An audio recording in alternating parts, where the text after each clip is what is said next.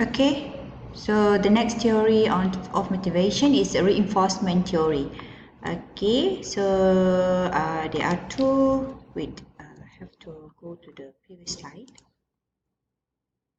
Okay, so reinforcement theory, okay, based on the idea that people learn to repeat behavior that are positively rewarded and avoid behaviors that are punished.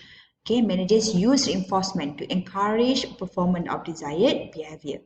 So reinforcement ni can be continuous, okay, occurs after every occurrence of behavior ataupun partial, okay, means that occurs only a portion of the time that behavior occurs.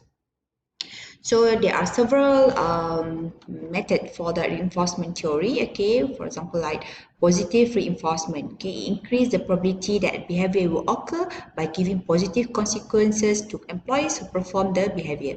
For example, like bila dia achieve something, a target ke apa kan, kita bagilah pujian ke, bagilah award kat dia ataupun bagi bonus, you know, benda-benda tu akan membuatkan dia lebih motivasi untuk buat untuk achieve better. Kalau negative reinforcement ni increase the probability that desired behavior will occur by adding a negative consequence when employees perform the behavior. Okay, yang ni bagi in term of the kind of macam warning ke punishment ke kan. Okay, ni pun adalah kaedah juga active extension. Okay, extension ni removing a consequence that is currently reinforcing then a desirable behavior. Okay, in effort to decrease the probability that the behavior will occur again in the future. For example, like we don't want that employees repeat the same behavior. Okay, so contohnya macam dalam meeting, lepas tu dia asyik bercakap kan. So kita cakap, tolong jangan cakap. So kita bagi warning, so dia cakap next meeting ataupun bila meeting, tolong hormat ke suasana dalam meeting. So insyaAllah dia tak akan repeat lah. Sebabnya yang bagi tahu tu adalah, warning tu adalah boss. Okay, tu ni kaedah extension.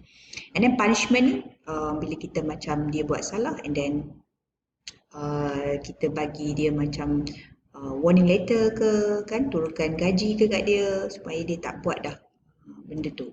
Okay, macam tadi ni negative reinforcement ni maksudnya bila bagi contoh kan tadi mana tak bagi contoh kan. Negative reinforcement ni contoh macam kita dia buat salah, ini kita start tu pantau dia hari-hari. Contohnya dia buat datang lambat ke kan, so kita pantau hari-hari, kita pantau dia sampailah dia tengok dia dah okey dah sebulan, dan kita kurangkan pantauan dia tu mungkin seminggu sekali saja. Kita panggil negative reinforcement. Okay, and then the last one will be the goal setting theory. So this theory is based on the concept that people work harder when they have specific measurable goals to work towards. Okay, goals provide a clear, engaging sense of direction and specify what is to be accomplished. Sebab tu bila kejap, kalau dalam hidup kita tak ada matlamat, so kita tak akan ada motivation. Because motivation tu yang akan direct kita kepada kita punya goal. Okay, that's why the goal ataupun target, objectives is very important in our life, especially when involved the decision making. So the goal tu must meet 5 requirements which are SMART. Okay, we call it as SMART, SMART. Okay, S is refer to specific. The goal must be specific. So bila orang dengar goal kita tu, orang tak tanya dah, orang jelas. Okay, bila, mana, okay, apa, you know, and then measurable, something that we can measure. Okay, tak boleh lah buat satu objektif kita tu ataupun goal kita tu tak dapat tak tahu bila boleh capai, you know, tak boleh nak measure lah maksudnya benda tu.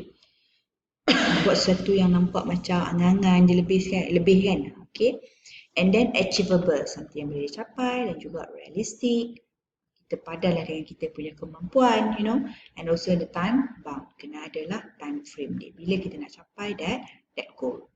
So goals serve 3 purposes, okay, to provide challenge and standard against which the individual can be assessed, and to define what is important and provide framework for planning.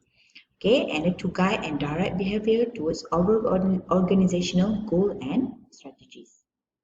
Okay, so this is the goal setting process. Okay, meet regularly with their subordinate. It means that the employer, dia kenalah meet regularly with dia punya subordinate ataupun employee, and then work with the employees to set goal jointly, and then set goals that are specific and challenging. Maksudnya berpadanan dengan kita kan.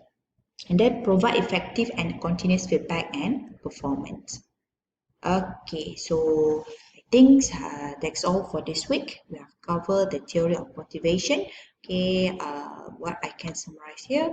Okay, there are two types of not two type, but it's a two division. Okay, two part of the theory of motivation, which are the content and process theory of motivation. So content tadi, content theory of motivation tu adalah termasuklah Maslow hierarchy of need, and then theory X and Y, Herzberg theory, and then we go to the process theory of motivation, which includes reinforcement theory just now that we have discussed, goal setting theory, okay, expectancy theory and equity theory.